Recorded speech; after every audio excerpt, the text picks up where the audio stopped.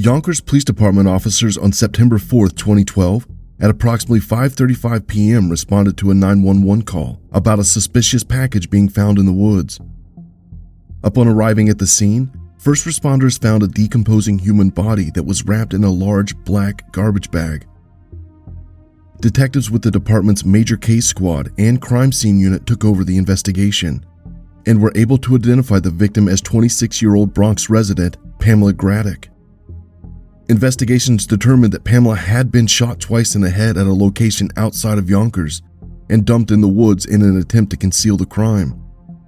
Police identified Wanda Veal as a person of interest early on. She was the girlfriend of Pamela and they lived in the same apartment.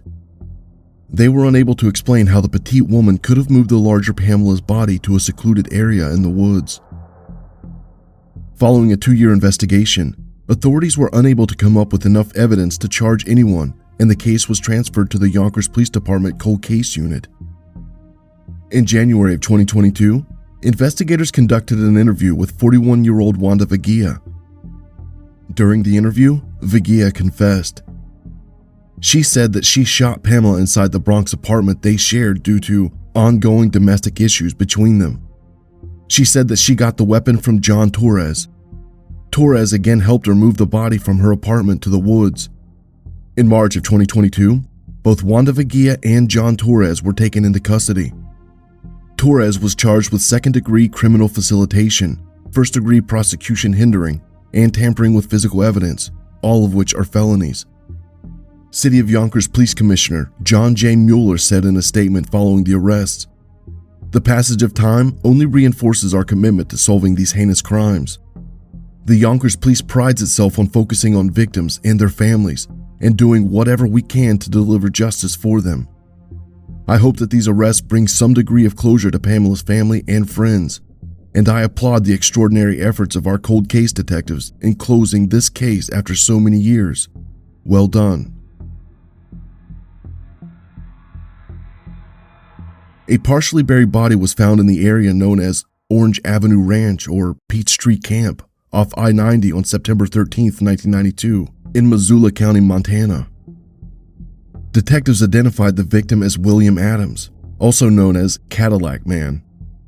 William was a known transient in the area. He was stabbed in the chest and suffered massive head trauma and was left in a shallow grave at the base of a hill. He still had a broken knife in his chest when found. William was wearing a sweat jacket and wool sweater that had been pulled up over his head as if he were dragged to the location. Several other items of clothing were found at the scene, including 2 ball caps and a bloody shirt or jacket. Detectives at the time believed the suspect cut his hand and used the clothing found at the scene to stop the bleeding. These items were collected to be used when DNA technology would be more advanced. That time finally came in 2022. Through recent DNA testing, that blood evidence led detectives to a suspect identified as Leonard Owen, also known as 8-Ball. Owen was also a transient man with an extensive criminal history which included violent crimes. He has since passed away. With cooperation from his immediate family and an organization called Season of Justice, detectives made a positive identification. Missoula County Sheriff T.J. McDermott established the cold case unit in January of 2019 and says it's been successful in solving cold cases for Missoula County Sheriff's Office and multiple law enforcement jurisdictions across Montana. "Our cold case unit has proven invaluable," Sheriff T.J. McDermott stated. "Their dedication and perseverance to seek the truth and close these cases is appreciated by many, including law enforcement, past and present, and family members that experience closure. It is not known at this point in time why Leonard Owen decided to take the life of William Adams."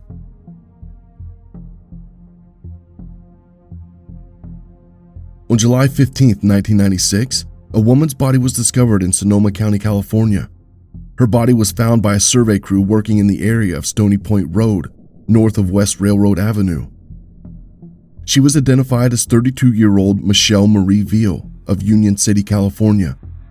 The autopsy showed she had suffered multiple skull fractures and a broken neck. Items that contained DNA belonging to the suspect was collected from the crime scene and stored to be used later. Detectives conducted an extensive investigation at the time, but unfortunately came up cold.